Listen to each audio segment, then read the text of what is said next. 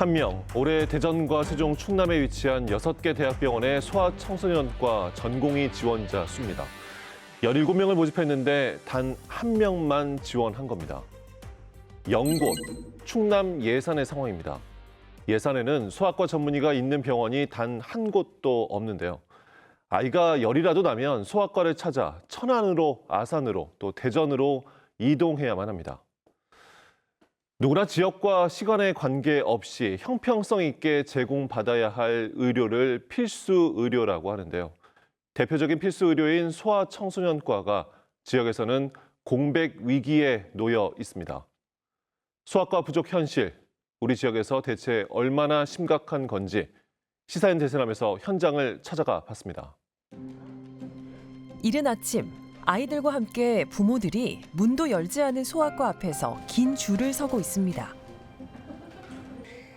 소아과가 문을 열면 환자 등록을 하고 다시 진료를 기다려야 합니다. 예산군을 비롯해 충청남도 내 소아과가 없는 지역은 3곳. 부모들은 새벽부터 다른 지역 소아과로 달려가야 합니다.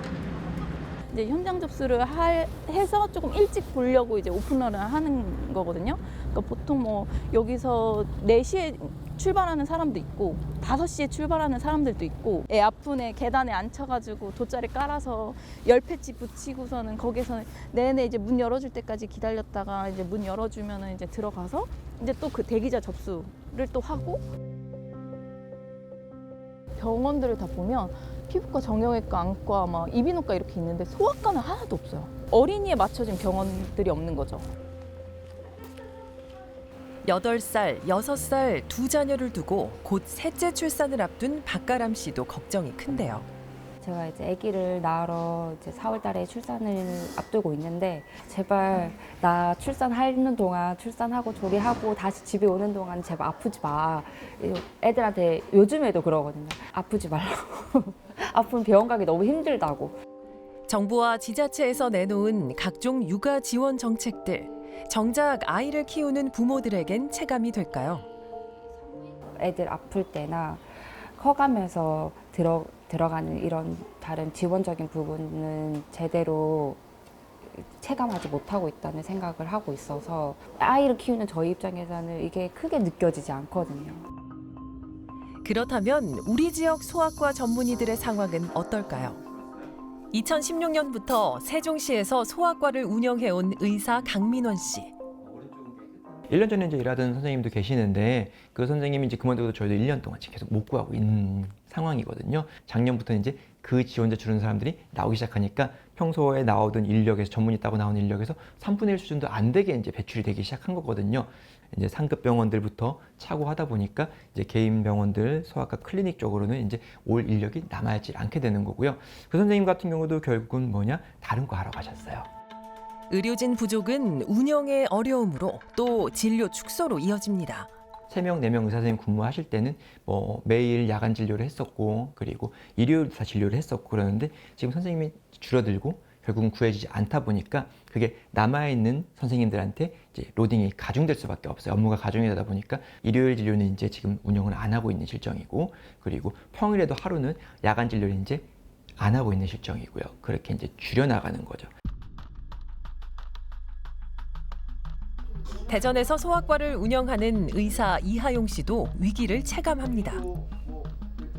개원가에서 한 12년 정도 이렇게 진료를 하고 있는데 그 1년 갈수록 하루 한 해 갈수록 그 특히 어린 나이에 그 환자들이 많이 줄어들고 있고 하루에 일정 이상의 그 환자들을 보지 못하면 적자가 생기가 쉬운 구조이고 또 그런 것들을 그 타개하기 위해서 다른 과로 전과하는 선생님들 아마 그런 이유에서 아마 그런 현상이 일어나는 것 같고요. 실질적으로 그 소아과 진료 환경을 좀 효율적으로 잘 만들어주고 제도가 하루빨리 잘 나와서 진료에만 잘 집중할 수 있도록 그런 제도적 뒷받침이 되었으면 좋겠다 그런 생각을 많이 해보게 되었습니다.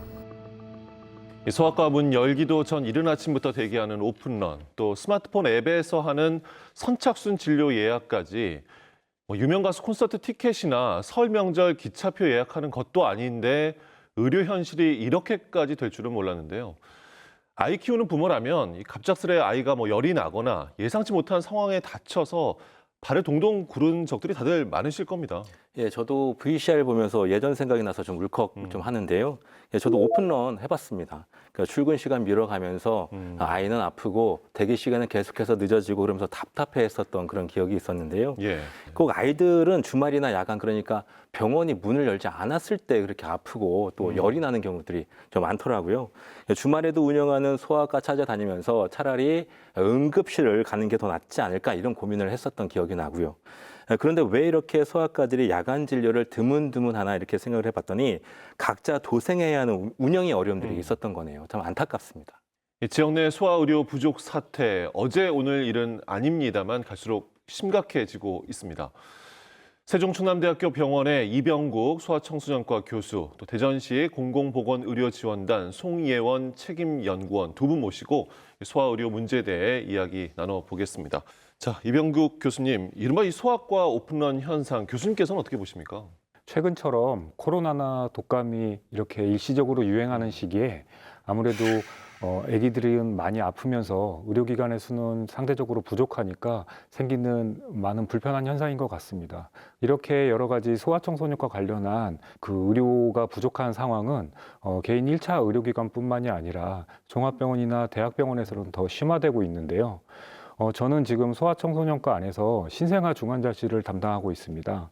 2020년 7월 이후에 새로 오픈한 병원에서 제가 일을 하고 있는데 저 혼자서 거의 도맡아서 하고 있다 보니까 휴가를 결혼휴가 단 5일 빼고는 사실 가본 적이 없고요. 지금도 현재 낮에 근무하고 밤에 당직하고 이런 시스템으로 해서 낮은 상시 근무, 그다음에 밤에는 한 20일 이상 당직을 서면서 지금 일을 하고 있습니다. 그럼 교수님께서 오늘 이 방송 녹화가 끝나면 네. 또 바로 병원으로 이동을 하십니까? 네, 맞습니다. 그 어저께 아침부터 병원에서 일을 하기 시작해서 밤에 환자가 조금 그래도 괜찮아서 2-3시간 정도 잠은 잤고요.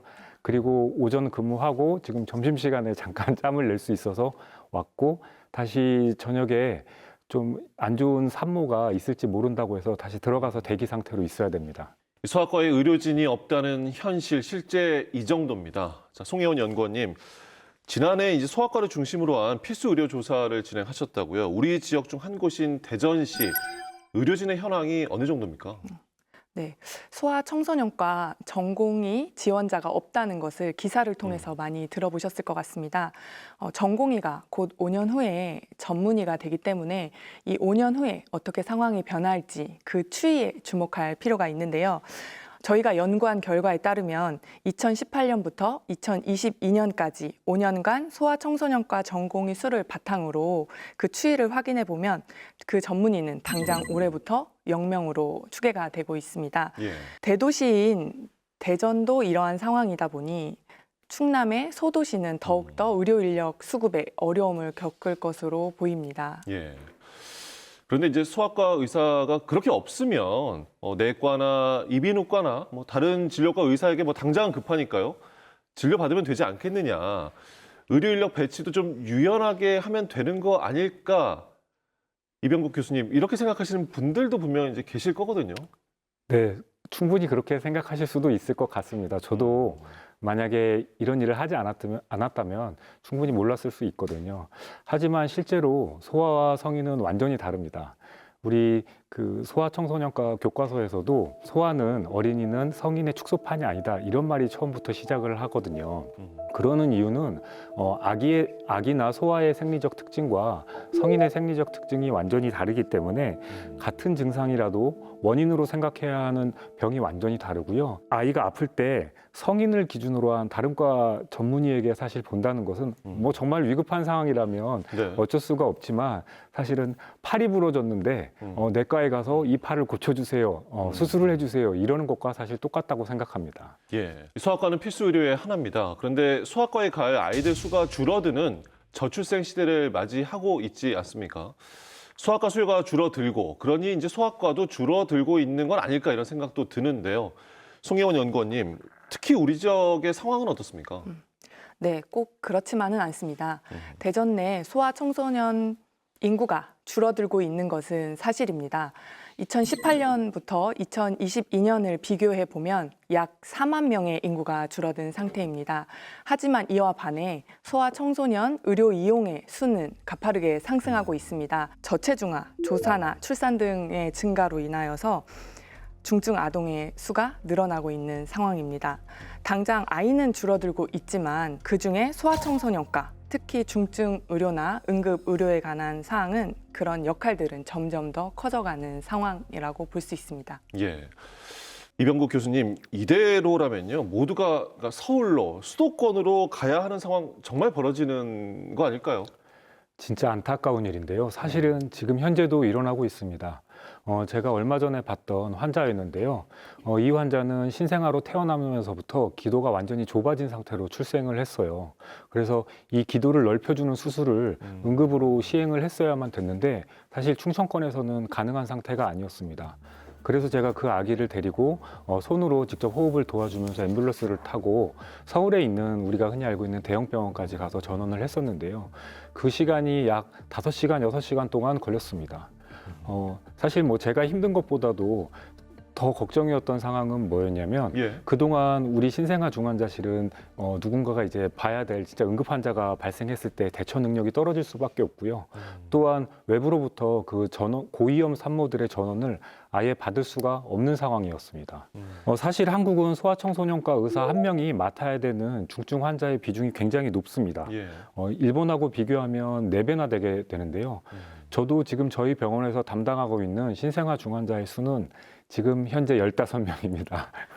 그래서 이 15명의 아이를 제가 노력을 해서 치료를 하고는 있지만 때로는 제가 이제 할 수 있는 어떤 한계점이 있다 보니까 여러 명의 아이를 치료할 때 아무래도 조금 진료의 질이 떨어질 수 있는 상황이 생길 수도 있는 거죠. 의사 한 명이 소아 중환자 15명을 봐야 하는 상황. 그나마요, 이 소아청소년과 전문의가 되더라도 다른 과로 옮기는 경우도 있다라고 합니다. 이들이 소아과를 떠날 수밖에 없는 이유, 자, 송혜원 연구원님, 구조적인 이유도 있을 것 같은데요. 네, 이제는 신념, 희생, 사명감 이런 단어들도 무색해진 것 같습니다. 오히려 희생이나 사명감이 강조될수록 일선의 의료진들에게는 더욱 부담감을 안겨주는 것 같습니다. 다양한 이유와 원인들이 있겠지만 특히 의료 현장에서는 낮은 수가가 영향을 미칠 것으로 보고 있습니다. 낮은 수가로 인해 진찰료가 15,000원에 그치게 되고 이에 따라 적자를 피해갈 수 없는 상황입니다. 특히 야간 진료나 야간 당직 같은 경우에는 더욱 현실화가 필요하고 이에 맞는 정책이 필요한 상황입니다. 예.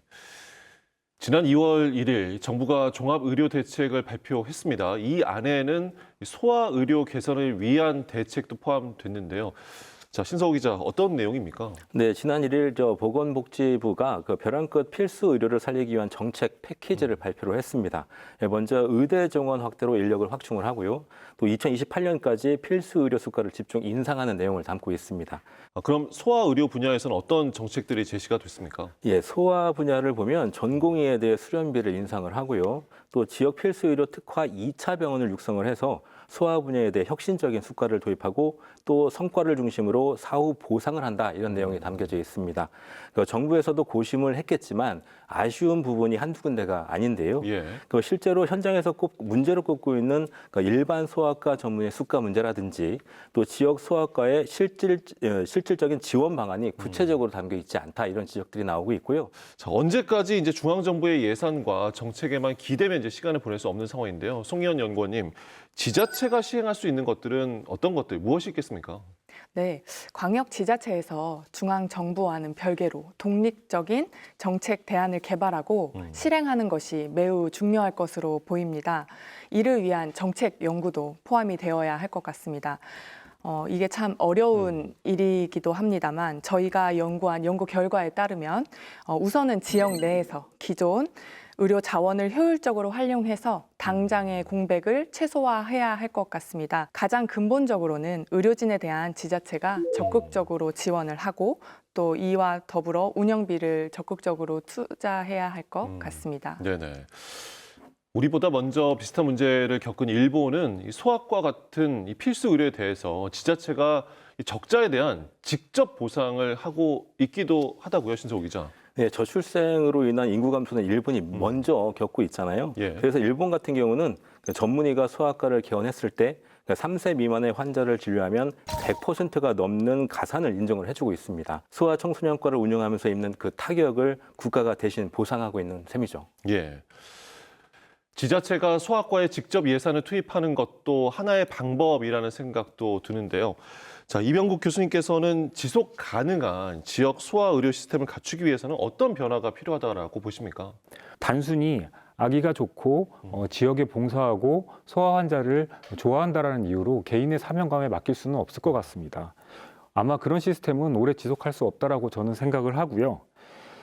이것을 해소하기 위해서는 지역에서 종사하는 의료진들에 대해서 경제적 보상과 사회적 대우를 해줘야 된다라고 생각을 합니다. 앞에서 진찰료에 대해서 이야기하셨지만 기본 진찰료와 소아진료, 중증 소아진료에 관해서는 더 많은 보상이 이루어져야 된다고 생각을 하고 우리나라와 소득이 비슷한 일본을 비교를 했을 때 우리나라보다 약 서너 배 이상의 수가 구조를 가지고 있습니다. 전공의 급여를 임시로 더 올려준다라고 해서 소아청소년과를 선택하거나 지방으로 내려와서 소아청소년과 의사들이 일을 할 거라고 생각하지는 않습니다. 전공의 이후에 우리가 소아청소년과 전문의, 중증 의료를 하는 전문의로서 어떻게 대우를 하고 어떻게 보상을 받고 있느냐가 전공의 지원과 연관될 것이라고 생각합니다. 예. 어린아이가 태어나고 건강하게 성장하는 것이 지역의 미래이자 곧 지역의 경쟁력입니다. 지속 가능한 소아 의료 시스템은 결국 지속 가능한 지역의 미래를 만들 수 있을 겁니다. 지금도 지역 곳곳에 남아 분투하고 있는 소아과 의료진들의 목소리를 듣고 구체적인 대책 마련이 필요한 때입니다. 자, 오늘 나와주신 이병국 교수님, 송예원 연구원님, 그리고 신서우 기자 감사드립니다. 고맙습니다. 여러분은 지금 시사인 대세남과 함께하고 계십니다.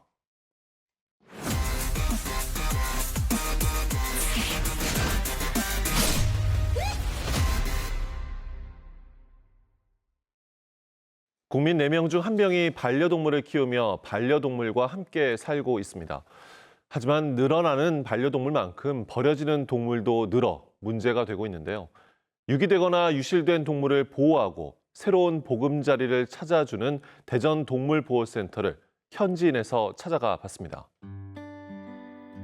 아무래도 마음에 상처를 입고 들어오는 아이들이다 보니까 처음에는 경계도 많이 하고 심한 경우에는 공격성이 심한 아이들도 덜어 있는데요. 그런 아이들이 여기서 조금씩 하루 이틀 지나면서 마음의 경계를 풀고 저희들이랑 조금씩 친해지고 그럴 때 굉장히 즐거운 마음이죠. 입양을 또 하시고 난 이후에도 끝까지 좀 책임을 다해 주셔서 그 아이가 이 세상에서 떠나는 그날까지 가족으로서 잘 함께 살아주셨으면 하는 마음이 있습니다.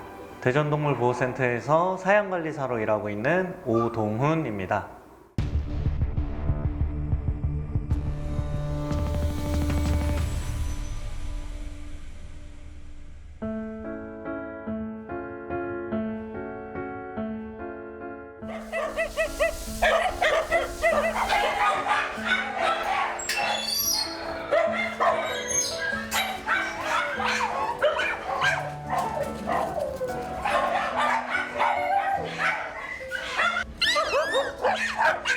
지금 이제 아이들 밤사이에 대소변 본 거랑 밥 먹고 남은 것들 이런 거 청소를 해줄 거고요.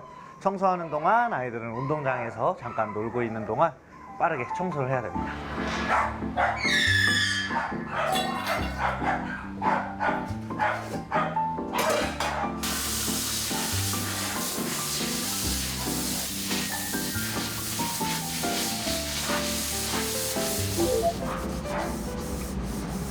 아이들이 생활하는 공간을 관리해 주는 것부터 시작해서 질병이 발생이 됐을 경우에는 질병 관리까지도 수의사 선생님들이랑 같이 협업으로 진행을 하고요.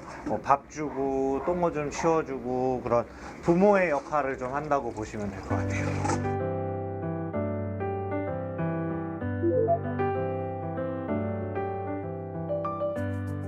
저희는 이제 유실되거나 유기된 기존에는 주인이 있었던 동물들이 들어오는 공간입니다. 그래서 주인을 찾아주는 거를 가장 첫 번째 원칙으로 하고요. 주인이 나타나지 않고 고의적으로 유기를 한 동물이라던가 그런 아이들은 새로운 주인을 찾아주는 업무까지 맡아서 하고 있는 센터입니다.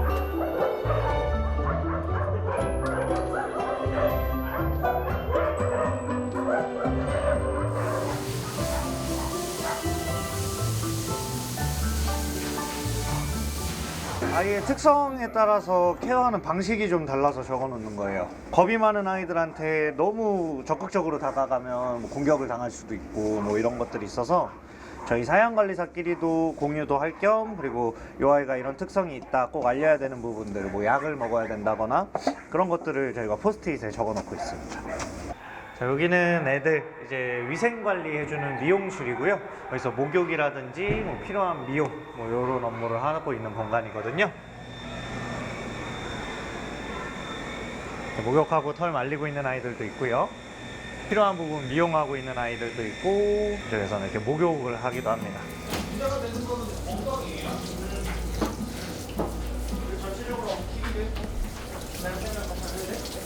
바쁘신 것 같아요.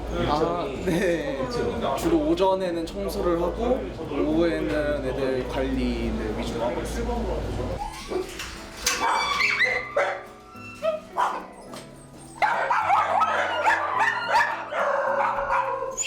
어이 아파요.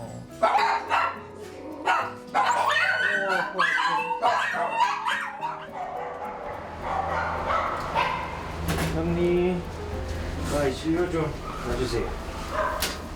저번에 교sam으로 꺼냈던 아이인데 아직 좀 통증이 있는 것 같고.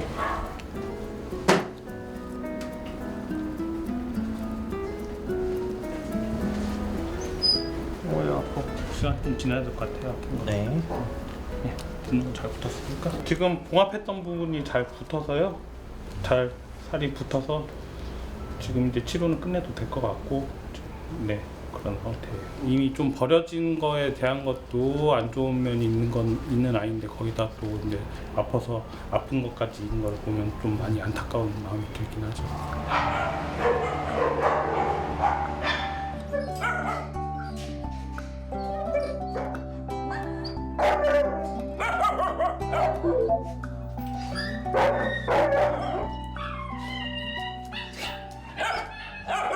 하루 평균 4-5마리는 365일 들어오는 것 같아요. 근데 아무래도 저희 시설에 수용 공간이 한계가 있고 하다 보니까 계속 한두 마리씩 매일매일 쌓일 수밖에 없는 실정입니다. 사람들한테 버림받거나 이렇게 상처 입은 아이들이 이런 시설에서 새로운 주인을 만나지 못하는 경우에는 최종적으로는 안락사가 될 수밖에 없기 때문에 버리는 것이 곧 안락사를 시키는 거나 마찬가지라고 생각하실 수도 있을 것 같아요.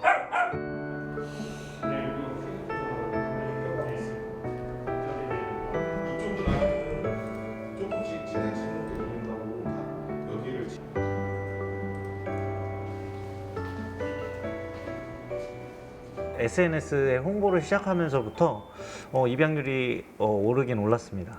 네, 그리고 꼭 입양률까지 성공을 안 하더라도 문의가 굉장히 많이 쇄도를 하고 있고요. 이렇게 관심 가져주시는 것만으로도 충분한 성과가 나오고 있는 것 같아서 네, 열심히 SNS에 홍보도 하고 있습니다. 데리고 온 아이들이 지금은 어떻게 지내고 있다 이런 후기를 올려주시는 분들도 있는데 가정에 가서 잘 지내고 있는 그런 후기를 전해 듣게 되면 기분이 좋죠.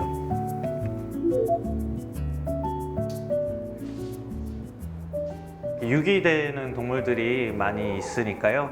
또 그중에는 정말 안타까운 사연이 있는 아이들도 있고 또 사람 손길을 너무나 좋아해서 한 번이라도 좀 더 쓰다듬을 당하고 싶어하는 아이들 여기 많이 있으니까요. 혹시 내가 반려견을 아니면 반려동물을 좀 키우고 싶다라고 하시는 분들은 돈을 내서 구매하시는 것보다도 이런 쪽에 조금 더 관심을 가져주시면 더 좋지 않을까 이런 말씀을 좀 드리고 싶고요. 유기동물 입양에 대해서 조금 더 많은 관심 가져주셨으면 좋겠습니다.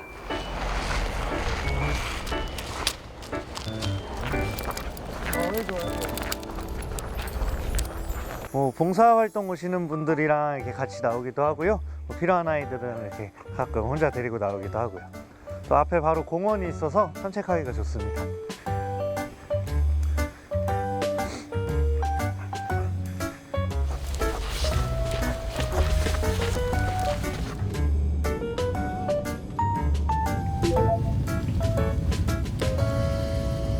저희가 아무리 좋게 해주려고 노력을 해도 가정만큼 잘 해줄 수는 없기 때문에 이렇게 한 마리 한 마리 보호받는 가정보다야 여기가 좀 아무래도 안 좋을 수밖에 없죠. 또 저희 센터에 들어오는 아이들 중에 뭐 아프거나 어디가 부상을 입어서 들어오는 아이들, 혹시 이 아이가 아파서 버림을 받진 않았나 하는 생각에 정말 좀 가슴이 아픈 경우들도 많이 있고요. 정말 동물이 한 마리도 안 들어왔으면 좋겠고요. 그리고 여기 있는 아이들도 다 입양 갔으면 좋겠습니다. 여기 텅텅 비어서 차라리 제가 일자리를 잃었으면 좋겠네요.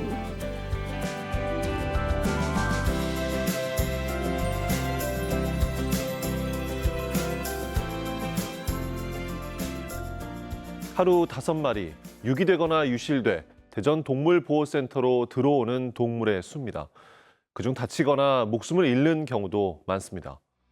오동훈 씨는 제가 일자리를 잃어도 동물들이 버려지지 않고 다 입양돼서 이곳이 텅텅 비었으면 좋겠다고 말합니다. 오동훈 씨의 바람처럼 인간의 욕심으로 동물들이 생명을 위협받거나 상처받지 않고 소중한 생명으로 존중받을 수 있기를 바랍니다. 시사인 대선함 여기서 마치겠습니다.